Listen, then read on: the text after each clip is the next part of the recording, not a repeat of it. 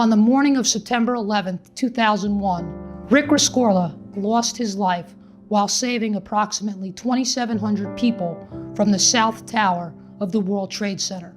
His sacrifice was the culmination of many years of loyalty, dedication, and service to this country. Rick's story of heroism does not begin on September 11th, and it does not end there either.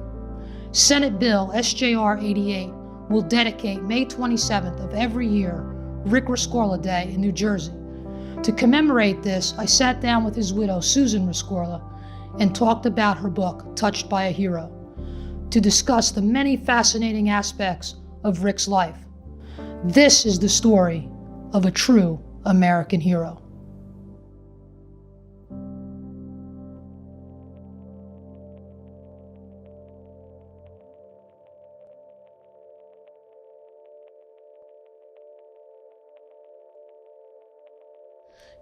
Good morning, Susan. And good morning, and how are you? I'm doing well, thank you. And your husband's story is an amazing one. And I happened to read your book about it, and I'm glad I did, Touched by a Hero. But I wanted to read something to you that was in the foreword by William Bennett, the former United States Secretary of Education. Yes. And he concludes his remarks by saying, "While we venerate too many not deserving the title hero, we neglect the real ones, the ones we can learn from, the ones we should emulate, the ones we should hold up. Rick Rescorla is such a hero."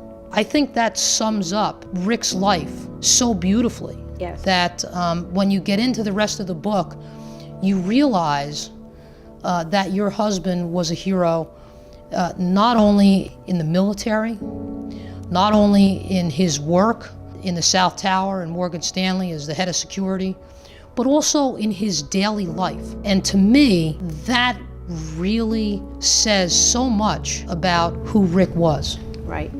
Rick was born in England, Yes. joined the military in England, comes to the United States, joins the military in the United States, becomes a citizen, and then becomes part of the American dream. He knew as a very young person what he wanted to obtain during his life, and so that at the end of his life, that he would have known that he did the very best he could, and that he did that in every single thing. He was like a visionary. I mean, he was also a writer. He had many talents. And he even learned Vietnamese going over to Vietnam, so that he was able to speak about it. I mean, he was just a fascinating, interesting person. He was his own man, he didn't, you know what I mean? And that came through in the book, right? Where Yes.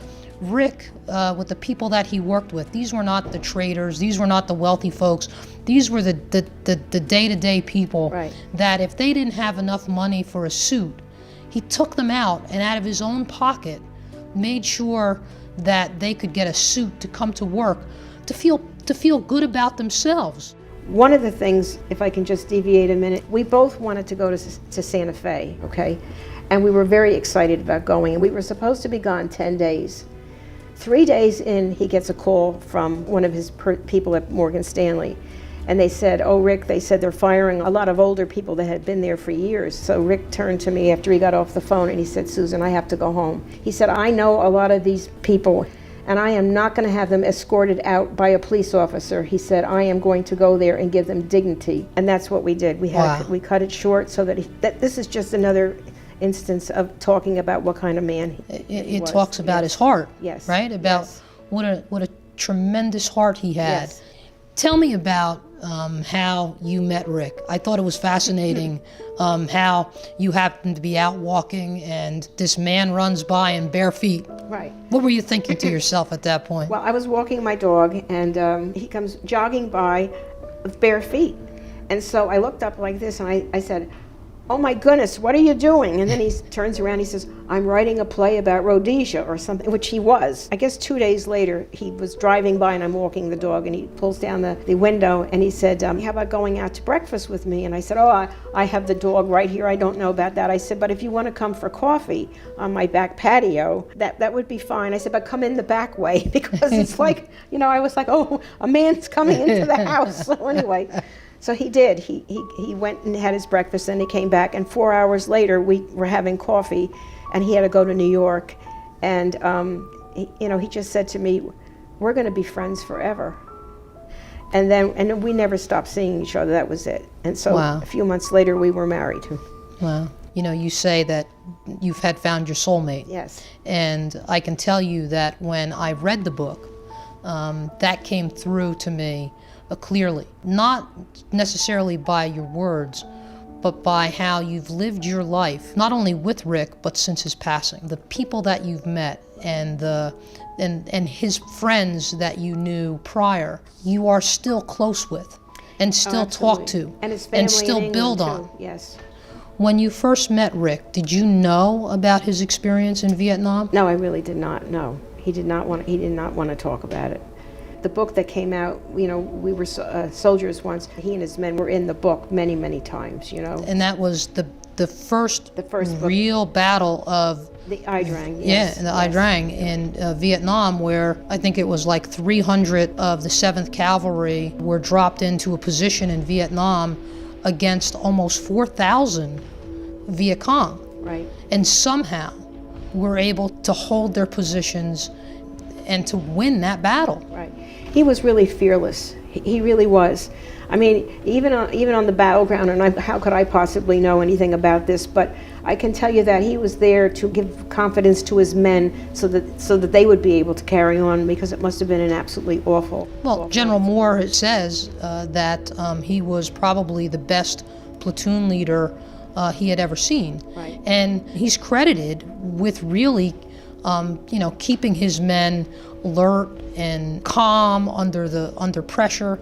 And in the midst of a battle where our American soldiers were outnumbered, he was able to keep everybody calm and focused by singing. That's right. Singing to them and Yes. talking to them and going from foxhole to foxhole to Right. make sure that they felt like they could get the job done. Right. Rick had a couple of great friends. Two great right? friends. Yes. Dan Hill And Fred McBee. Fred McBee. Yeah. Dan served in Vietnam with Rick, and there was a part in the book that he speaks about where Dan was at another spot in Vietnam, another location, and was in a pretty heavy firefight. Things didn't look good for his unit. And he somehow was able to get in touch with Rick and told Rick, hey, look, things don't look good. It could be the end here. And Rick's response to him was, you just hold on, and I'll be there. And that's true camaraderie. That's being soulmates with you know what I mean, that your buddy. So yes, and he had two friends that he was devoted to. Well, and it amazed me because Rick somehow was able to convince his superior officers to let him take some soldiers and go to Dan's location and help them out of that situation. That's courage. That's a warrior. Yes, absolutely. And I think it was also because of his background. I mean, here he was in Rhodesia, and then he was in Cyprus in intelligence, and then he was part of the Flying Detectives of London. And all those things come into play too. I mean, but it's all about the man and how it starts out too. Right. It just is, it's the core of a person. Every aspect of his life, each of the people that he's grown to know have, all saw this in him and all gravitated towards him as a result of it. Right. You never forgot him. If you met him, you never forgot him. Is a person born a leader, or are they developed into leaders? Maybe it's a little bit of both. I think it's innate. Yeah. I think that's what it is. I think there's no doubt. There's just no doubt about it. That's what he was from a small child. He just was what he was. He just was a very different kind of man. Well, he had to be, because when you think about his actions on 9/11, the North Tower gets struck first. He's in the South Tower. 20 floors of Morgan Stanley personnel that he's in charge of. The very next thing that happens is the Port Authority essentially comes on the intercom in the South Tower and tells everybody it's going to be okay, shelter in place. Right. Now, he is a military man, and as a military man, it's all about the chain of command. It's all about listening to your orders, but yet he chose to go floor to floor and begin to institute the evacuation plan that he had prepared for those folks over many years. And if it wasn't for him ignoring those orders and getting all of those people out that he was in charge to protect, the death toll in 9/11 could have almost been double of what it was. That's correct. Almost 2,700 people. Right. He was able to get out of that building because of his ability to lead. I mean, that's an incredible, that in and of itself is an incredible part of this story. The other thing I wanted to talk about a little bit is about, he was there in 93. So he witnessed the bombing in the garage. Right. And it was after that that he began to believe that something else was going to occur. He actually even saw the potential for planes hitting both towers. He went so far as to contact his good friend, Fred McBee, right, who had a flight simulator program. And he had asked him to look at that flight simulating program to see if it was possible. That's right, and that's what he did. He had a small group of people that he would call upon and say, what do you think about this? Then he could put it all together, whether Fred was doing that or Dan was thinking this or that, you know. I don't think the man ever stopped thinking.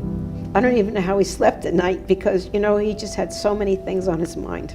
And that last month of his life also, there was a complete change in him because you knew he wasn't talking much, he was thinking. I don't know, I guess it just was just leading up to everything that he would have thought could happen, happened. When I knew what was happening, I was talking on the phone and Dan Hill had called me and said, put the TV on, you know, there's looks like there's planes that come into the sides of the buildings and things.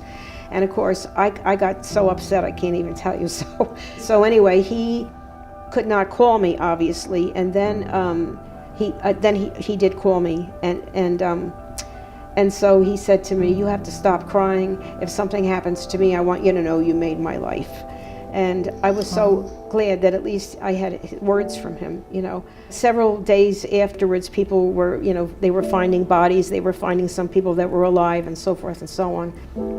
And then there was a number you could call the coroner just to find out if, you know, if they found anything. They had not, and this went on for several weeks, talking to the coroner and all that. And then the chief of police in Morristown was wonderful, and he had told me that there was a call made that they found something. Would you believe that they found his military card? Wow. A charred military card, and that is something that I cherish also, that to think that of all things that they would find is the charred military card. Because you see, I never had a body, so I couldn't have any service. There were no ashes. There was nothing. And when we're waiting for the certificate of death to come, and it says homicide, they were all murdered. And that to me was very, very profound. That most people don't want to hear that, or they don't want to know that. But when you don't have a body and you don't have any ashes, thank you God that the month before also, this man was telling me every single thing he wanted me to know, because he knew something was going to happen. And he kept saying to me, are you listening to what I'm saying to you? And I said, I'm listening with a third ear. He knew it all. And that day that he's telling me, are you listening to me? I went home and I wrote down on a piece of paper exactly what I would say if something happened to him. And that's what's carved into his memorial. And it's about him flying with the eagles. Oh, absolutely. Yeah. Well, they said that he was climbing to heaven. Yes. Right? Yes. I think it was either Dan or Fred that said in the book that dying in 9/11 the way that he did, in saving as many people as he saved, in continuing that fight to get up those stairs when the tower fell, on his way to heaven, so to speak, that would have been what Rick would have wanted. Absolutely, absolutely. People don't know this, but they actually somehow recorded him singing. Wow. And I have some of those pieces. Wow, that's amazing. It just was incredible how he would calm them down. Yes. You know, he was singing different songs and so forth and so on, and mostly Cornish songs, I think. But then, he did say, get the hell out of here and hurry up and get out of the building. But the most profound thing that he said was, today is a day to be proud to be an American, because tomorrow the world will be looking at you. Well, and he was absolutely right. One of the honors that was bestowed on Rick was the President's Citizens Medal, one of the highest medals that can be given by the United States. I was there at the ceremony. It was a very moving ceremony. I feel like I'm a very patriotic person, and I was a little bit embarrassed that I didn't know Rick's story till I got the invitation to go to the White House to witness that ceremony, to read his story, and then read this book. There were many people there who served in Vietnam. Some served with Rick. There were some from the Drang Valley. I believe there were 3 Medal of Honor, Congressional Medal of Honor recipients that came out of that battle. I got to talk to a few of them. I've got to meet you and talk to your family a little bit. Tell me, what did that mean to you that day? That meant everything to me, because I went down there knowing that, that in my speech that I wanted to not obviously thank the president for doing this, but I also wanted those people in the audience who I really handpicked, were the firemen and the soldiers and so forth and so on that I've known for so long. And so that part of my speech was thanking the president, but also knowing that when we went back to the hotel to this dinner party, that I was going to honor all of them. And I was so glad that I did that, because they had said that in all these years they had never been acknowledged. And I'll tell you, I will never forget them. It was very nice to see the veterans and the active military personnel and the first responders that were there. Yes. And you are so accurate when you say they are such a brotherhood and so patriotic. These are really the true American heroes, and we don't see them as often as we need to, because these are the folks that we need to emulate. These are the folks that have given their lives, not for themselves, but for others. All the first responders that were there at Ground Zero, day after day after day, That's right. Searching and hoping. And now it's time for America to remember them as well. That's exactly right, because that's what I was doing when I was there that night. I thought, they are going to know how much I love them and how much I respect them, and it made me feel good that they felt like that. And I just felt like it was an opportunity for me that I never would have had if I wasn't in their presence. And to this day, they are my friends. And I have met them many, many times over the years. Look at my life. I feel with the sadness, I have so much to be grateful for, because look at all these wonderful people that have touched my life. I don't have to mean I've been in their home or anything like that. But when they touch your life, like you're touching my life right now, that you keep that with you always, you don't forget. No, but this is why when you say that you were a soulmate of Rick's, this comes through because of the way that you've handled yourself and the courage that you've had, and the fact that you've touched so many lives now, and that you've made a difference in those lives and stayed friends and close with the people that Rick was friends with and that you were friends with before he died. I just don't think you should forget people who have touched your lives, Even if you just talk to them once a year or whatever, I think that it's important that people know, hey, I love you. I often say that even in the political world, where there seems to be such division nowadays, there is more that unites us than divides us. The problem is we get too focused on what divides us and forget about what unites us. Exactly. I often think about the days following 9/11, and when you left your home and you saw all of the flags flying. Yes. Right? Yes. And all of the people coming out to donate, to do things, to volunteer, young men that were leaving their careers and joining the military to defend their country. And when I think about that, and then I think about the years later as it was slowly lost, Yes. I think, my gosh, why couldn't we have kept that patriotism, that united feeling of everyone together? Do we need to have a national tragedy to bring that back? What a shame that is that we aren't able to keep that going forward. And that's something that I think we should all strive for. One of the things that I found after I read the book was thinking to myself, have I done enough? And that's why I suggest that each senior high school seniors should be required to read this book. Yes. Because we have students that are graduating today that weren't alive on 9/11. That's right. Right, that didn't live through it. You do come away saying to yourself, am I the best that I could be? If you live your life like that, and if you say to yourself each day, as Rick did, Right. have I done enough? You know, am I the person I should be? That is an amazing life, that Right. anybody that can live their life like that and think about that each day. Have I done enough? When you go through life and everything in the beginning of your life is wonderful and so forth, and then suddenly you have challenges that you never thought you would have in your life. There were some times when I thought, oh my God, I'll never get out of some of the things, you know, that were challenging for me. And then somewhere God said, okay, it's your time now. And so that I realized that I didn't have to do anything, that it just comes to you. It comes here, and then you go here, and then you go here, and then you go there. And I think that's something that I learned that's very important to me. And that's why in my speech in Washington, I said that it wasn't supposed to happen overnight that he would receive this wonderful medal. It was because I had to know him more in death than I did in life. Your courage, your husband's courage, and what he accomplished in his short life, and the souls that he touched during that time period is an incredible story. And I am so happy that you have continued to bring his story to the people, not only of this country, but to folks around the world, because that's what America is all about. That's right. Thank you so much. Thank you, thank you. Thank you. I'll let him steal from men, carry on. Carry on, in the valley of Montana all alone. There'll be better days to be for the 7th Cavalry when we charge again for dear old carry on.